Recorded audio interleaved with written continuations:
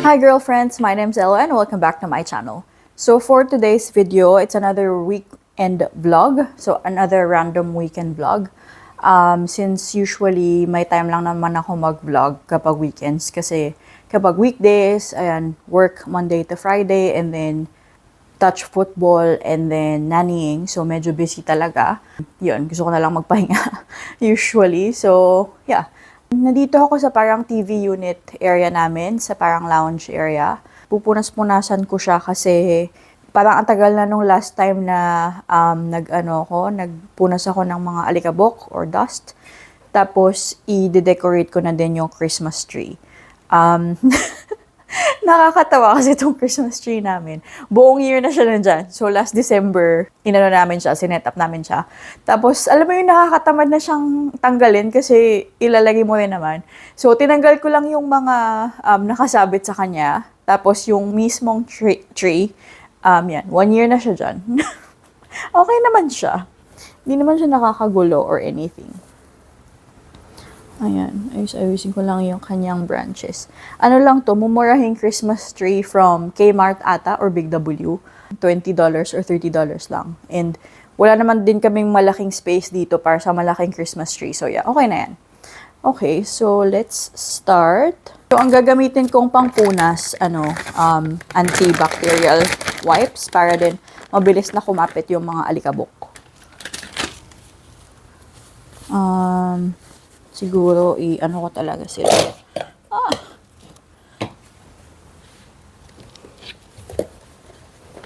Dami kong mga abubot.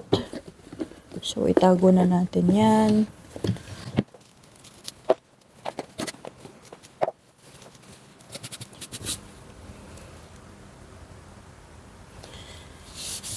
Magpupunas-punas din tayo ng mga gamit.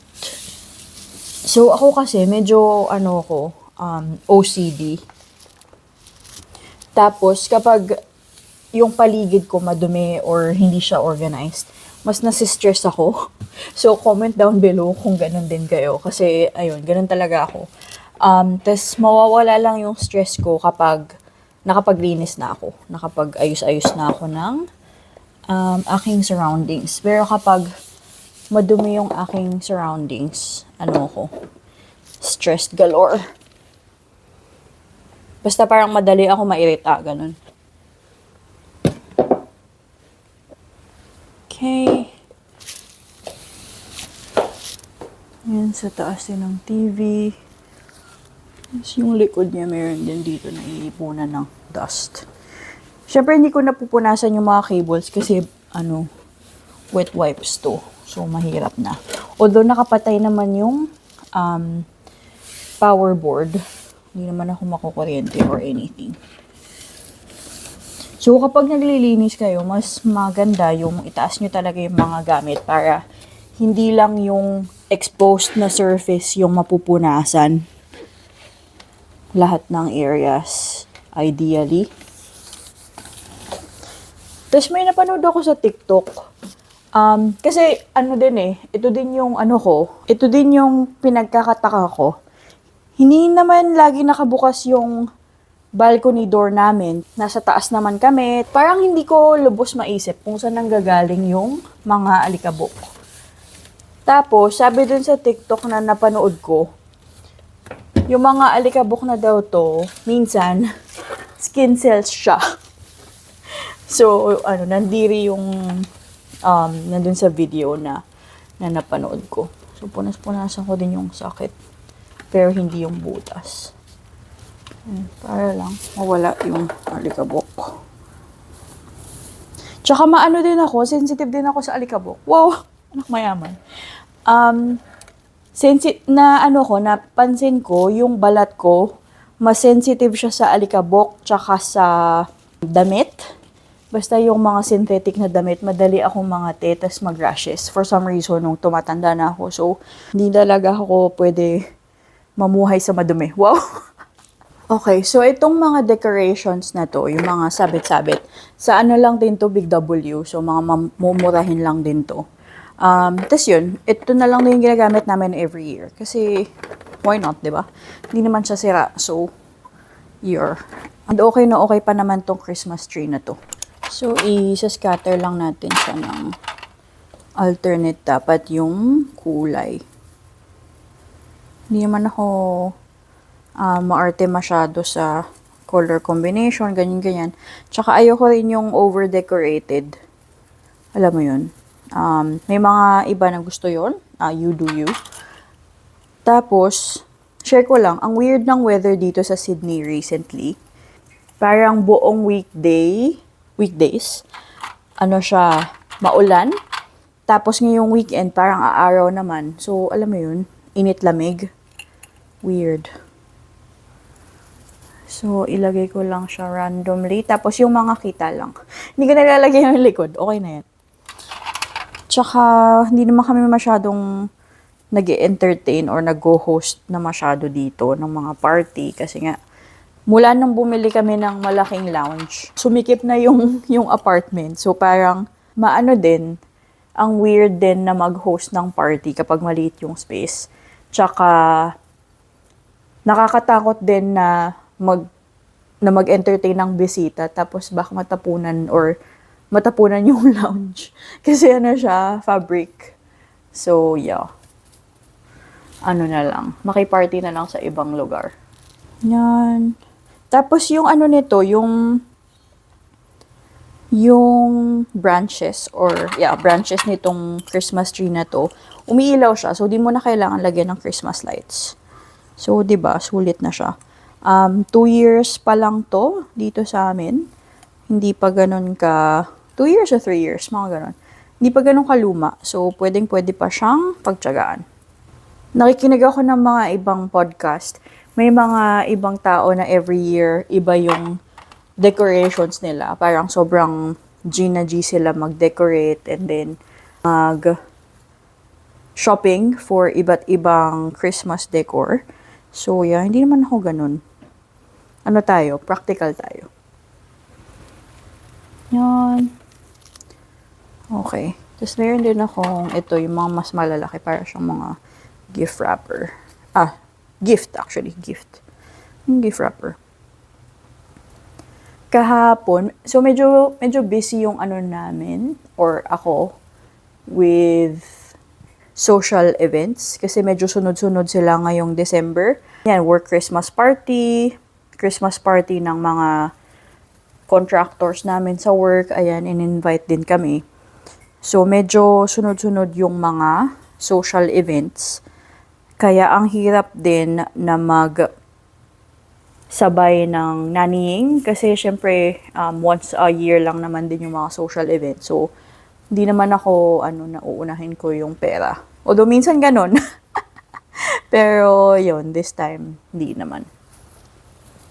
So, may mga ilang times na na-miss ko yung nannying schedule. Pero okay lang naman din sa kanila kasi medyo busy din sila sa mga ganap nila for December. At saka, casual lang din naman yun. So, alam mo yun, wala namang pilitan. So, hindi siya ganun ka bongga tignan itong Christmas tree na to. Pero, alam mo yun, simple lang. Saan ba ito lalagay? Diba? Ang hirap mag-decide. Speaking of nannying na gig, ngayon kasi, nagkaroon ako ng energy onte. So, today is Saturday. Usually, hindi na ako pumupunta for Saturdays kasi gusto ko magpahinga sana. Pero since hindi ako nakapunta buong week, since medyo sumama yung pakiramdam ko, ngayon ako pupunta ng 4 to 6, ganyan. So, mabilis lang yun. For sure, marami na silang 2PN kasi 1 week na akong hindi nakapunta. So, yan na yun. Try ko siya i-on para ipakita ko sa inyo. Nakasaksak ba siya? Okay, nakasaksak din pala siya buong year. Di ba? Gusto mo yun?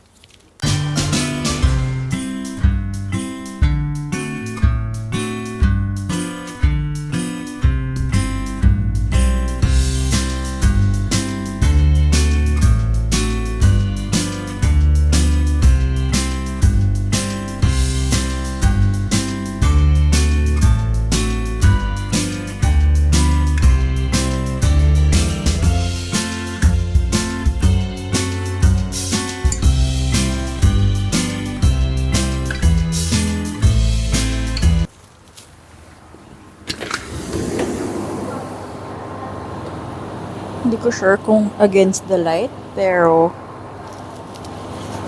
ang susunod natin gagawin ay magsasampay. Basahan kami dito. Kailangan ko din tong linisin tong balcony kasi medyo madumi na siya. Nairita talaga ako pag madumi. So, magsampay tayo sa labas dahil maaraw naman. Sayang yung kuryente. Ayoko mag-dryer. Yan, daming ganap today. Actually, ang daming ganap this week until next week kasi yun nga, work Christmas party, tas mga birthday party. So yun, medyo ano din. Hindi ko na pala ito i-hanger. Sampay-sampay tayo pag may time dahil tumataas na yung kuryente ngayon. Nagda-dryer na lang ako recently kapag maano talaga yung weather, maulan, ganyan. Parang makukulob siya na amoy kapag hindi mo siya dryer. Pero ngayon, maaraw naman. So, yeah, gamitin natin ang araw. Laba day ako usually kapag Saturday. Tapos after nito, nag-ano ata yung ilaw. After nito, pupunta ako sa parang ano dito, National Bookstore. Office Works yung tawag nila. Ayan, mas kita nyo na ako. After nito, pupunta ako sa Office Works, parang National Bookstore dito. Sana hindi malaglag yung phone ko. National Bookstore dito para mag-pick up ng something na in order. Tapos, after nun, actually, bibili din ako ng parang storage box dun sa Office Works kasi yung cupboard namin na may plano. Yung cupboard namin na lagayan ng mga abubot.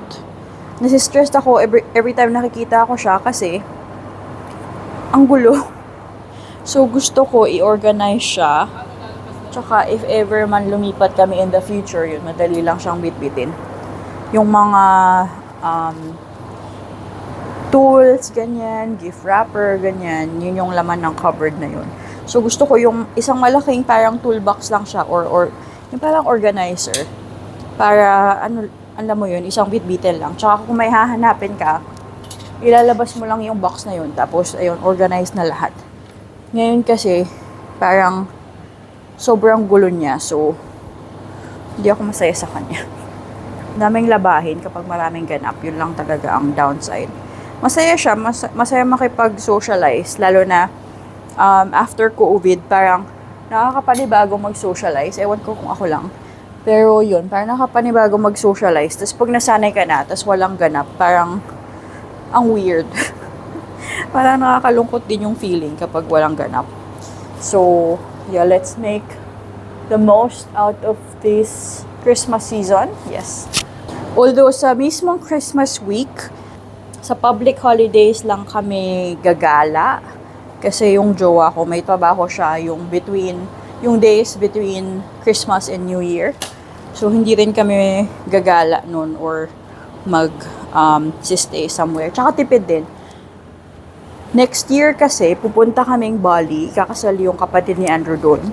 So, kailangan magtipid para sa travel na yun. Medyo big travel siya. Since, balak din namin pumuntang Philippines. Since nasa naman na, same part of the world. Unti-unti na ako nagbo-book ng mga pupuntahan and all that, flights, hotels.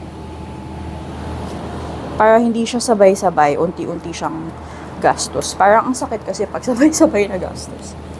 Isasabay ko na rin iba dito sa pagbaba. Kasi ang dami ng recycling box. So, yan, nakakairita din siya. Yung mga basura kasi dito nakasegregate talaga from general waste tsaka yung recycling na mga basura. So yan, mga boxes, mga paper, yun, mga ganun. Hindi kasama yung mga bottles, I think. Kasama ba? Actually, kasama. Kasama yung mga bottles. Pero, since iniipon nga namin yung mga bottles for return and earn, ayan, nakahiwalay din yan na mga basura. Okay, so yung apartment namin, yung malaking basurahan niya nasa baba, sa basement. Tapos, nandun din yung for recycling lang talaga. Yung chute dito sa floor, lang, pang general waste lang yun. So, andito na ako sa Office Works. Ganito yung itsura niya. school supplies, tools, computer stuff. So, ganito yung mga nabibili dito.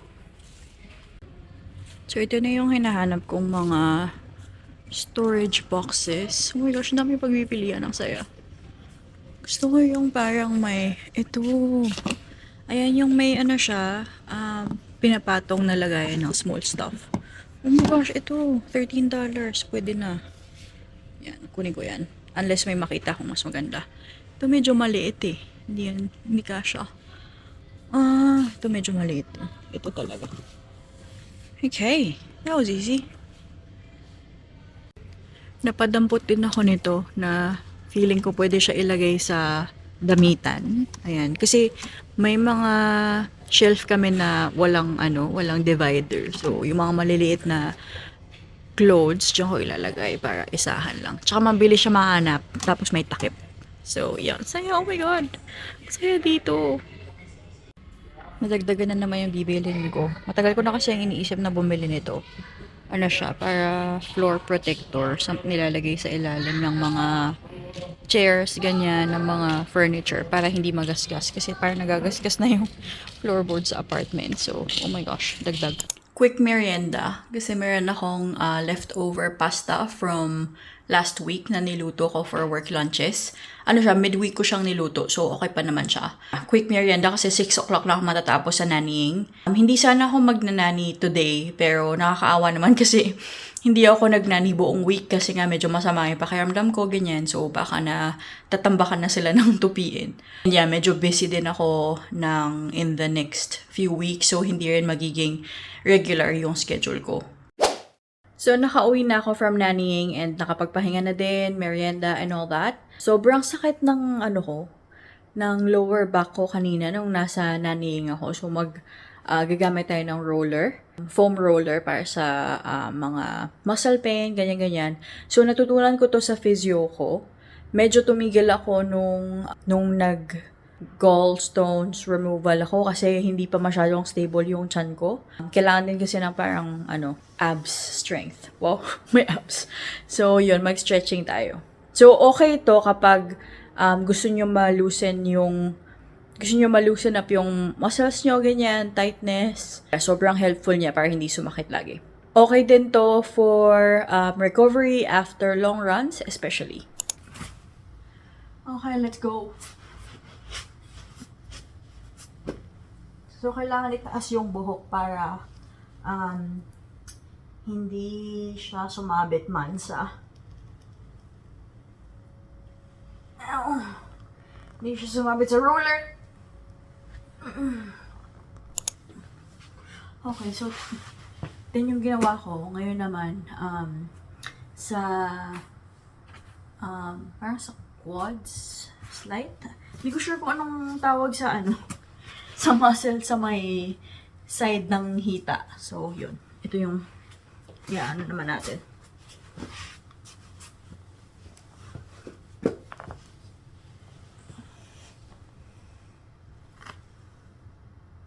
Oh, shoot. After nun, yung kabilang side naman, hindi ko na siya ipapakita. Yun, sobrang sakit. Kasi tight yung muscles natin. So, yeah, okay to. Good investment. Pwede mo siyang everyday gawin, ganyan, after work. So, yeah, try nyo it. Ito yung pinakita ko kanina na parang felt pads para sa furniture, para hindi magasgas yung inyong sahig. So, yun, pakita ko lang kung paano siya gamitin. Madali lang naman, didikit mo lang siya sa mga paa ng chairs nyo.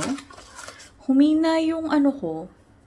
Meron kasi akong gel polish color na nabili na hindi ko bet yung initial color niya. So, ginawa ko, kinapalan ko siya ng kinapalan. Hindi ito, parang yung before nito. So, nung tatanggalin ko na siya, ang tagal kong nagtanggal. So, feeling ko sobrang nagnipis yung koko ko. So, medyo siya, ang nipis ng feeling niya, ang bilis niya mabend. So, yan, nakakainis. Kahit magbukas lang ng ganito, nabibend siya na hindi dapat. Kasi parang hindi naman siya ganun dati. Okay, so ito yung niya, unang batch. Okay, so tagalin natin yung, ayan, di ba nagkaskas na naman. So,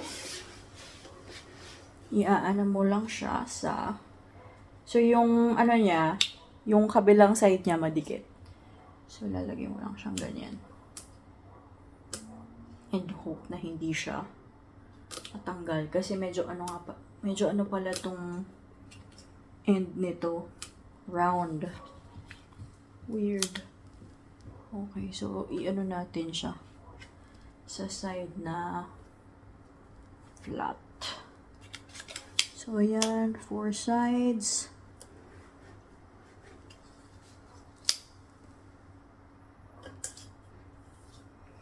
Para hindi na kumaskas sa ating floorboards.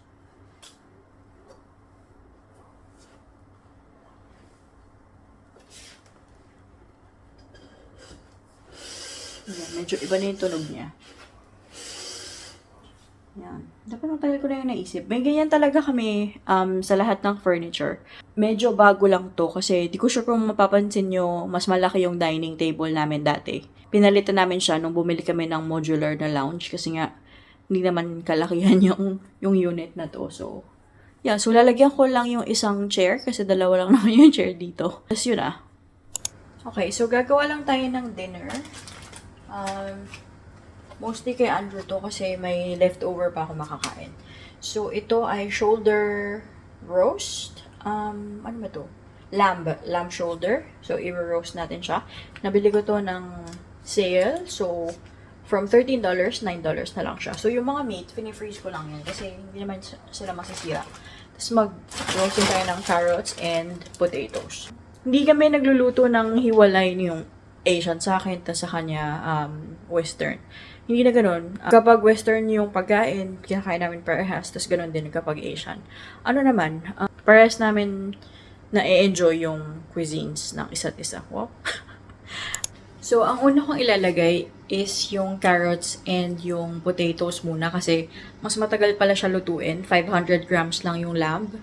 Mga 30 minutes, okay na yun. Ito mga 1 hour or 1 hour and a half. An hour and a half.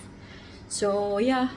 Yun na ang aming dinner. So, that's it for this video, for this random weekend vlog.